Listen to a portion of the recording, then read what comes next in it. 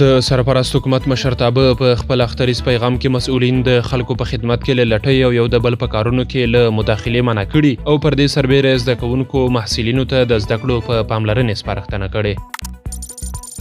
د ریاست الوزرا اقتصادي معاونیت وایي په تیرو 2 میاشتو کې د برېښنا په برخه کې 8.2 میلیارد افغانۍ پانګونه جلب شوې او د 130 میګاواټه برېښنا په تولید سره نږدې 100,000 کورنۍ او لسګونه صنعتي فابریکې له برېښنا برخمنې شوي. د هرات ولایتي چارواکي وایي چې په راتلونکو 10 ورځو کې به د خواف هرات د وسپنې پټلۍ له لارې په لومړي ځل د هرات او مشهد ترمنځ د مسافر وړونکي ریل تګ راتګ پیل شي. مولوي امیر خان متقي او د افغانستان لپاره د پولنډ ځانګړي استازي ویتال سابکو په سیاسي او اقتصادي همکاریو او اروپا کې د افغان کډوالو په ستونزو خبرې کړي. د یمن د دفاع وزیر محمد العاطفي ویلي ځواکونه یې چمتو دي چې د غزې د محاصرې د ختمولو لپاره